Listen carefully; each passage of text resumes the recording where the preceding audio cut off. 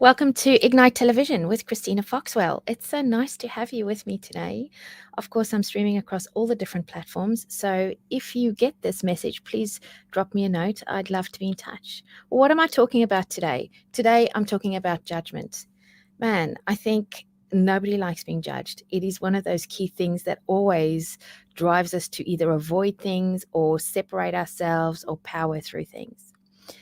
Over the last few years, as we've worked in team alignment and I've really had a look at my own life, I've reflected on judgment, and I wanted to share a few insights with you today. The first insight is we all judge, and our judgment, where does it come from? That's such an interesting thing, because when I first came across this work, how do we stop the judgment piece? Well, it's not as easy said as it's done. All right, because our judgment piece is a part of our protection mechanism, and our judgment piece keeps us safe. And I think the key thing we've really got to recognize is sometimes what our brain is telling us to keep us safe from is separating us from the opportunity to really show up for our life. So I'm going to use an example. What is judgment? Judgment is connected to either a value system that I've been taught or that I believe in, or it could also be connected to a shame and fear story that has happened to me in the past, or that I've been reprimanded on, or where I've been told that this is the way it needs to be. Now, for example, sometimes I work with leaders and they're sitting with someone and the person is really sharing a really uncomfortable story. And the leader could shut them down and go, hey, no, this isn't the place for this conversation. This is about work. This is not. And so the leader has had a real shame hangover as that person's speaking, because they need to separate themselves from discomfort. Does that happen in every day? Absolutely. Do I still judge? Hell yes. Do I work on it? Absolutely. I love the work with Shazad Shamin that we've been doing around mental fitness, because it's really been helping the people we're working with and myself to work through that place, how I can start disabling the inner judge. Because here's judgment. Judgment starts in me first. I used to say, I beat myself up with a cat of nine tails before you can do it to me. Do you hear that? Did you hear that statement? Wow, I beat myself up first. But the problem is, because I've beat myself up, now I'm going to give it away to you, because you are not measuring up to the expectations I set for me. Just hear that. You are not measuring up to the expectations I set for me, but you're not me. That's the first key thing. And the second key thing is, because I'm beating myself up, I'm not able to learn to be open and to be generous with myself or others.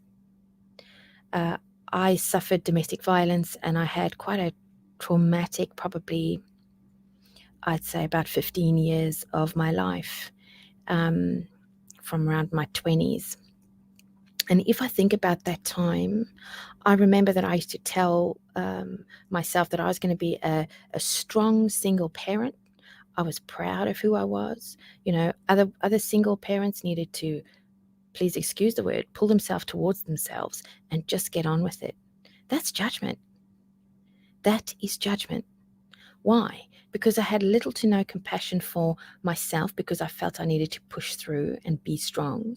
So that meant I needed to see that in others. I'll tell you what this robbed me of. It robbed me of joy. It robbed me of seeing people. It robbed me of allowing people in my world. See, I separated myself to such a degree that I isolated who I was, and it started having an impact on my mental fitness, on my physical health.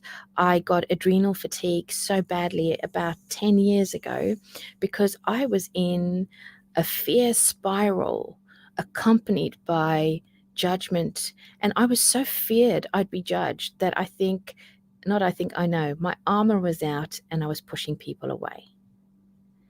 Now, I'd like to use another word, because if you're sitting out there thinking, listening to me thinking, but of course I've got to judge, I'm a leader, I'm a parent, no, you've got to discern.